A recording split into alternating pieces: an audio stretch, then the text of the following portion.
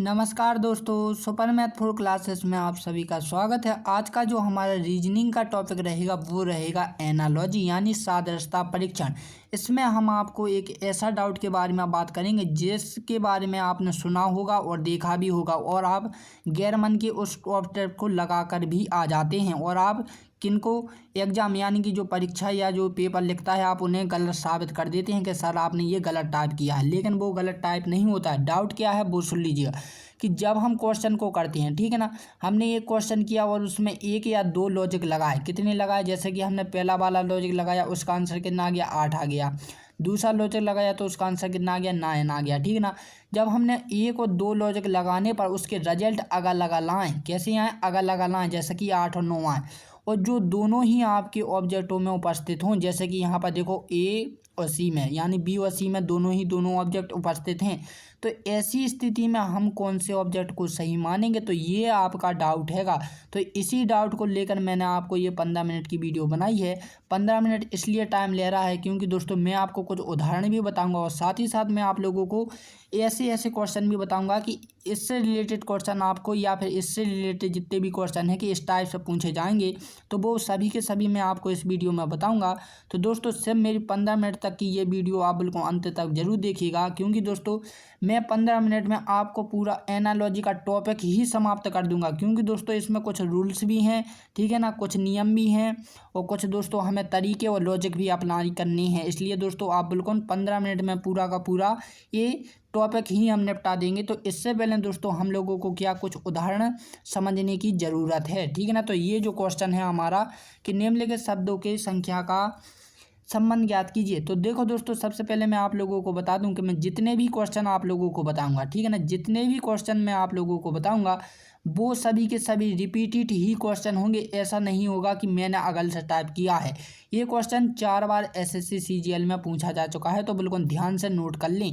तो दोस्तों सबसे पहले हम क्वेश्चन के बारे में जानकारी ले लेते हैं। तो देखो दोस्तों जैसे कि 2 का संबंध यहाँ पर 3 से है, तो 11 का संबंध हमें बताना है। लेकिन दोस्तों आपने कभी सोचा है क्या ये कि हमें जो आगे वाला क्वेश्चन है इतना वाला भाग क्यों पूछा जाता है या फिर क्यों दिया जाता है? वो तो इतना भी पूछ सकते हैं ना, ठीक है ना। तो ये वाला क्यों दिया जाता है? तो दोस्तों ये जो दिया जाता है वे लगभग उदाहरण के तौर पर दिया जाता है कि इसके जैसा उदाहरण ठीक हमें इसी के तरह बनाना है, ठीक है ना। और वो भी किसके साथ? उदाहरण की तरह उदाहरण नहीं बनाना, इसमें जो लॉजिक लगा है सेम इस वाले उदाहरण में भी वही लॉजिक होना चाहिए, ठीक है ना। तो इसलिए हमें दोस्तों ये जो पहला वाला पद है वो किस लिए दिया जाता है? उदाहरण के तौर पर दिया जाता है, तो ध्यान रखें, ठीक है ना। तो अब देखो दोस्तों जो हमारे पास क्या है 2 है, 2 में हम क्या कर सकते हैं कि वो कितना हो जाए 3 हो जाए, ठीक है ना। अथाह प्रयास जो भी आपको करना है बस कितना करना है 3 लाना है। 2 में क्या कर सकते हैं? तो हम 2 में दोस्तों क्या कर सकते हैं? तो आप कहोगे सर 2 में प्लस के 1 करेंगे तो हमें कितना मिल जाएगा? 3 मिल जाएगा। लेकिन दोस्तों लॉजिक आपका दोनों में अप्लाई होना चाहिए। ऐसा नहीं है कि आपने इसमें अगल कर दिया और इसमें अगल कर दिया।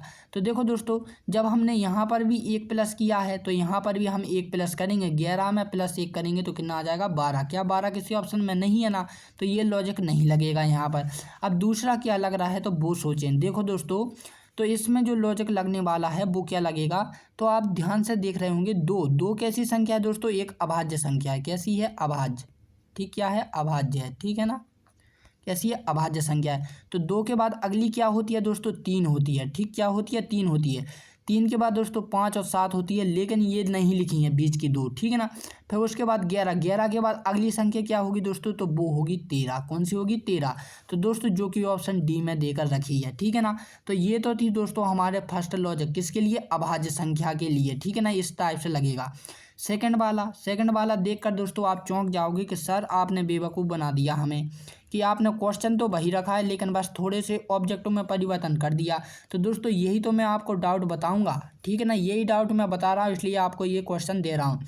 तो दोस्तों अब हमें इसमें क्या कर सकते हैं? तो 2 में हमें 3 के साथ हर पल या लेकर आ सकते हैं। तो देखो वही वाली मेथड लगेगी जो हमने पहले लगाई थी, यानी कि 2 प्लस के 1 करेंगे तो हमें कितना मिल जाएगा? 3 मिल जाएगा।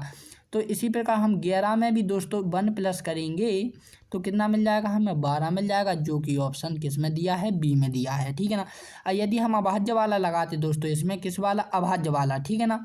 अभाज्य संख्या तो इसमें 7 नहीं था, नहीं है ना। ठीक है ना। तो अभाज्य वाला तो लगेगा नहीं, ये सॉरी 13 तो है नहीं। ठीक है ना।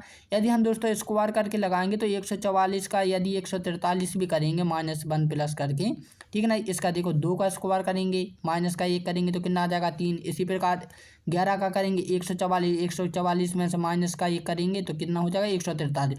लेकिन 143 भी नहीं है, तो कौन सा लगा है, 2 प्लस के 1 और 11 प्लस के 1 ये लगा है, तो ऑप्शन बी इसका राइट आंसर हो जाएगा। ठीक है ना। अब नेक्स्ट देखते हैं कि नेक्स्ट कौन सा लॉजिक लगेगा इसमें। तो आप कहोगे सर आपने फिर बेवकूफ़ बना रहे हैं कि वही क्वेश्चन दे रहे हैं, बस आप रिजल्ट को बदल दे रहे हैं। तो देखो दोस्तों यहाँ पर भी कि क्या हुआ है कि यहाँ पर जो हुआ है दोस्तों, 2 का स्क्वायर करके माइनस का 1 कर दिया तो कितना बन गया, हमें 3 मिल गया। तो यहाँ पर जो 11 है दोस्तों, तो 11 का स्क्वायर करके -1 कर दिया तो हमें 143 मिल गया, जो कि ऑप्शन डी में मौजूद है। तो दोस्तों अभी तक हमने कितने 3 लॉजिक को अप्लाई किया है और तीनों के तीनों दोस्तों सही के सही हैं। तो अभी तक हमें मुसीबत का सामना नहीं करना पड़ा था। क्यों? क्योंकि हमारे पास रिजल्ट में केवल से केवल एक ही स्थिति क्या थी, फॉलो थी, यानी कि दिए कर रखी थी। लेकिन दोस्तों अब आप देखकर चौंक जाओगे कि सर अब आपने क्या कर दिया, अब तो हम बिल्कुल कन्फ्यूज ही हो गए। तो यहाँ पर देखो दोस्तों क्वेश्चन वही है, क्या है, क्वेश्चन वही का वही है जो हम करते आए हैं। लेकिन जब आप देखोगे रिजल्ट में कि 13 भी इसका सही है, 12 भी सही है और 143 भी सही है, यानी कि दोस्तों हमने जो फर्स्ट वाला लगाया था वो किसके आधार पर लगाया था, अभाज्य संख्या के आधार पर। ठीक है ना। किसके आधार पर, अभाज्य संख्या की। उसके हिसाब से कितना आया था, 13 आया था। ठीक है ना।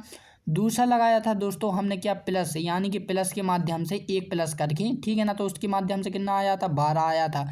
तीसरा जो लगाया था लॉजिक दोस्तों हमने किसके स्क्वायर से, स्क्वायर यानी कि वर्ग के हिसाब से। ठीक है ना। किसके हिसाब से, वर्ग से। ठीक है ना। 2 का वर्ग किया था और माइनस का 1 किया था, तो उसके हिसाब से कितना आया था, 143 आया था। जो कि दोस्तों तीनों के तीनों लॉजिक क्या थे, ज़बरदस्त थे, और तीनों के तीनों के रिजल्ट भी अलग अलग आए और तीनों ही के तीनों हमें ऑब्जेक्टिव में दिए हैं। तो ऐसी स्थिति में हम क्या करेंगे बताइए। तो दोस्तों इसके लिए सबसे पहले आपको कुछ नियम जानने होंगे। तो एनालॉजी में दोस्तों नंबर, खासकर नंबर एनालॉजी में कुछ नियम चलते हैं, तो आपको नियम फॉलो करने होंगे। तो यहाँ पर आ जाइए नियम फॉलो करने के लिए। ठीक है ना। तो यहाँ पर क्या दिया है दोस्तों, ये नंबर एनालॉजी के कुछ रूल्स होते हैं। ठीक, क्या होते हैं रूल्स। जब भी आपको रिजल्ट में दोस्तों 1-2 रिजल्ट मिल रहे होंगे, ठीक है ना, तब आपको क्या क्या ध्यान रखना, अभाज्य संख्या रखना है, सम, वर्ग, क्यूब और सिंपल मैट्रिक्स। ठीक, आप कैसे रखनी है वो ध्यान रखें।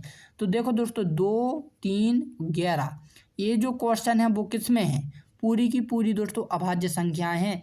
जब क्वेश्चन दोस्तों अभाज्य संख्या में हो, ठीक है ना, अभाज्य संख्या में हो, या फिर दोस्तों रिजल्ट, ठीक है ना, क्या हो, जो हमें ऑप्शन दिए होते हैं ना, रिजल्ट आपका अभाज्य संख्या में हो, तो दोस्तों आपको सबसे पहले अभाज्य संख्या को मान्यता देनी होगी। ध्यान रखें। ठीक है ना। वो कोई से भी, जैसे कि हमारे पास कितनी थी, 12 थी, 13 थी, ठीक है ना, और कितनी थी, 143 थी। तो इसमें से अभाज्य संख्या 13 है, तो इसे हमें देना है मान्यता, किसे, 13 को। ठीक है ना। मान के चलिए यहाँ पर दोस्तों 13 ना होकर क्या होती, 14 होती। ठीक है ना। अब 14 होती तो आपकी अभाज्य संख्या इनमें से एक भी नहीं है, तो अभाज्य संख्या तो यहाँ पर एक भी नहीं होगी। ठीक है ना। इसके बाद समझ लीजिए आप क्या होती है, सम विषम। तो दोस्तों आप देख रहे होंगे यहाँ पर सम 2 हैं, लेकिन यहाँ पर क्या है, विषम 1 है। ठीक है ना।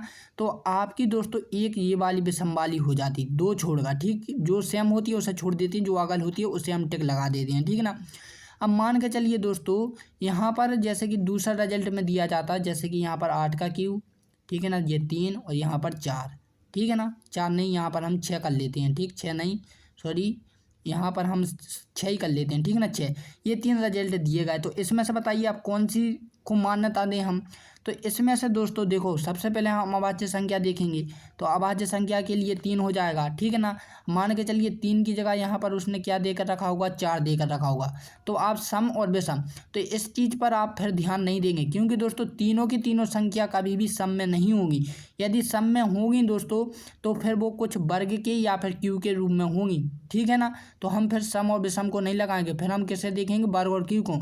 तो आप यहाँ पर देख रहे हैं दोस्तों कि 8 किसका क्यू है, 2 का क्यू होता है, और 4 भी किसका होता है, 2 का क्यू, यानी कि 4 होता है, सॉरी 2 का वर्ग कितना होता है, 4 होता है, ठीक है ना।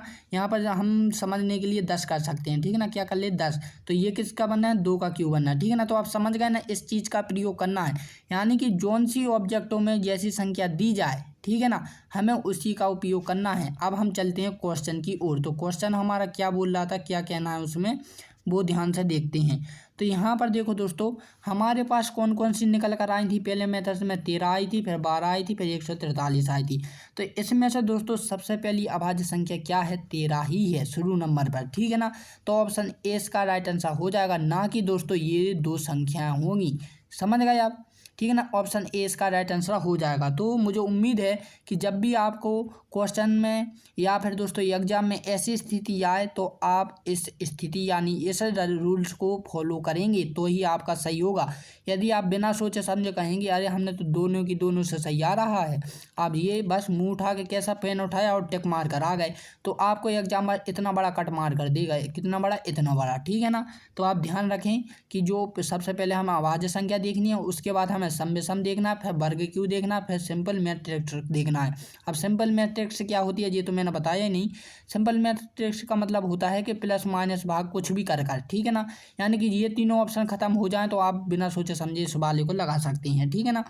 नेक्स्ट क्वेश्चन देखते हैं। जैसे कि मैंने कहा था कि किस टाइप से पूछेगा एग्जामर्स, तो दोस्तों एक क्वेश्चन आपसे वर्ग में पूछेगा, डायरेक्ट किस में पूछेगा, वर्ग में, ठीक, किस में पूछता है, अधिकतम वर्ग में।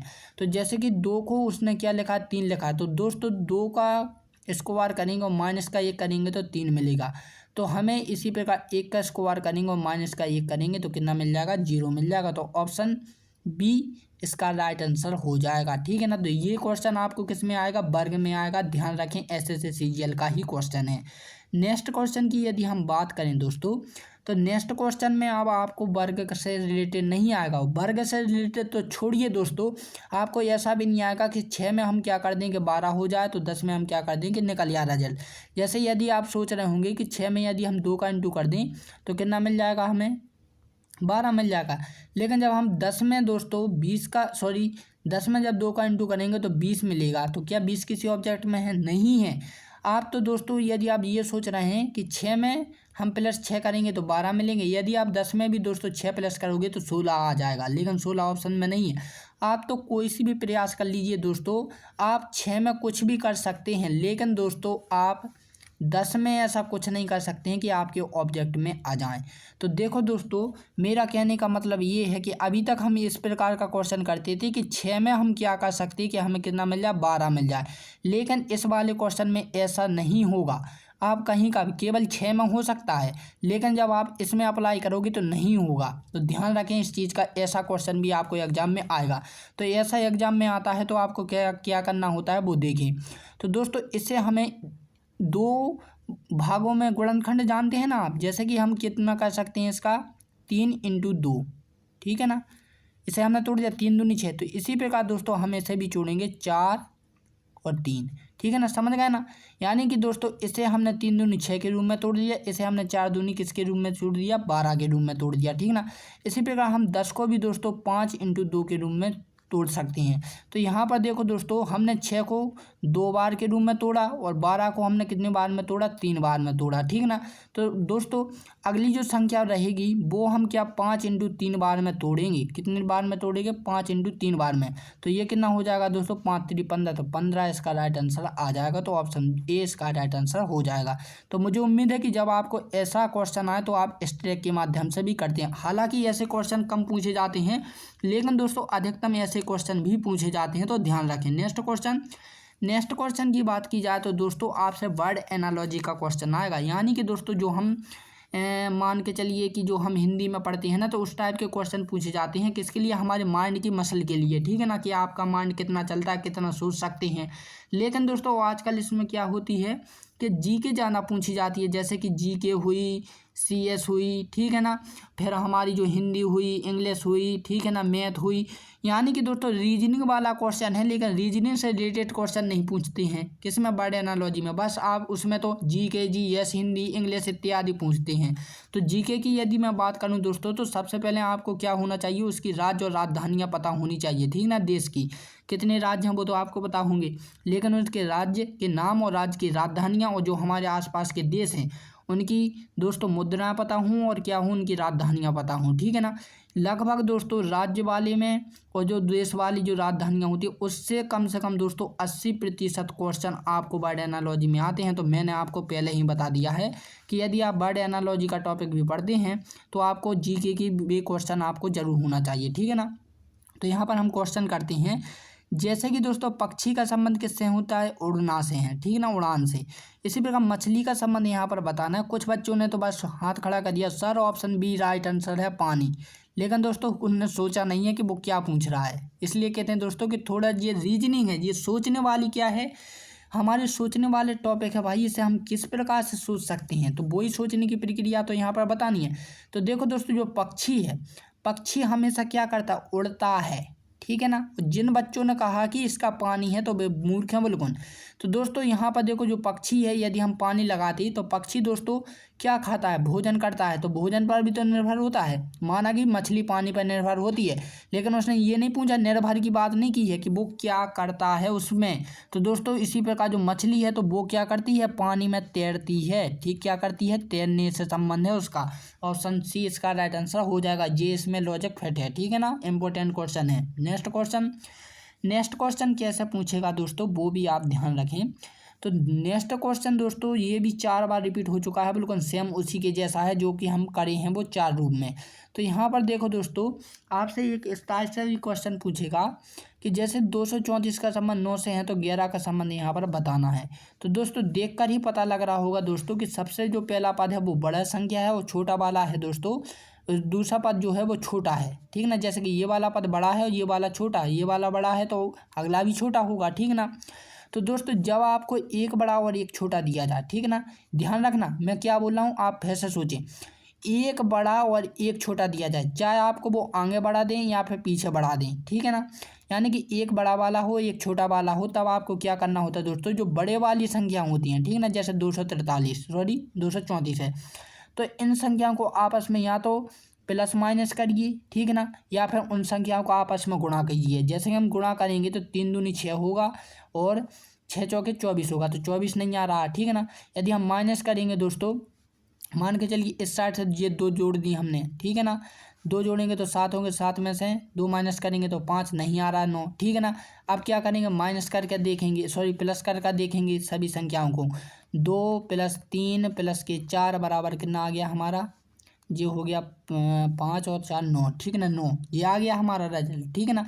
जब हम यही लॉजिक इसमें भी अप्लाई करेंगे तभी ये लॉजिक माना जाएगा। तो 1 + 1 बराबर कितना आएगा, 2 आएगा, तो 2 ऑप्शन सी में देकर रखा है।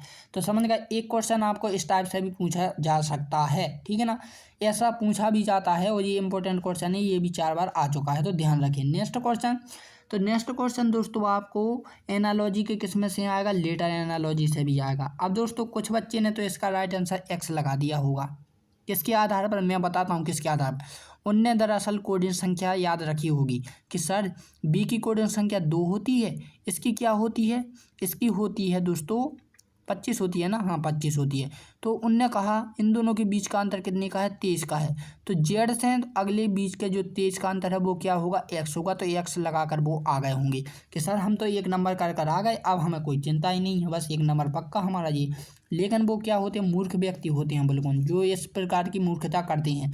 वो सोचते भाई ये लॉजिक, हम दोस्तों सीरीज नहीं पढ़ रहे हैं जिसमें हम अंतर देखेंगे, समझ रहे हैं ना, हम सीरीज वाला टॉपिक नहीं पढ़ रहे हैं, श्रृंखला नहीं पढ़ रहे हैं जिसमें हमें लॉजिक इस प्रकार का अंतर देखना, नहीं, इस टाइप से इसका राइट आंसर नहीं होगा।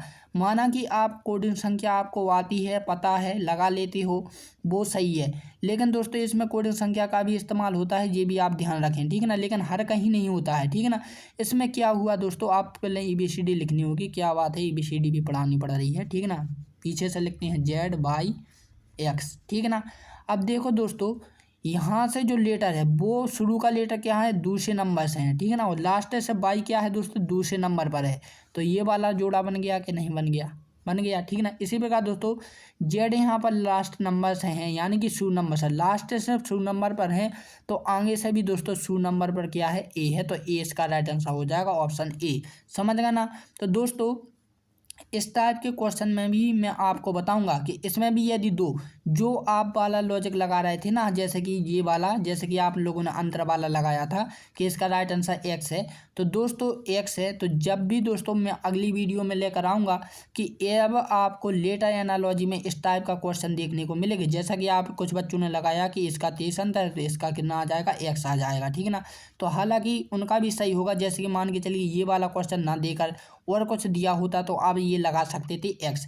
लेकिन दोस्तों जब आपको इसमें भी एक या दो लॉजिक, ठीक है ना, सेम हो और उनका रिजल्ट अलग अलग ला रहा हो, ऑब्जेक्टिव में हो, तो ऐसी स्थिति में हम लेटर एनालॉजी में कौन सा टिक लगाएं, तो इसके लिए मैं दोस्तों आपको अगली वीडियो में बताऊंगा।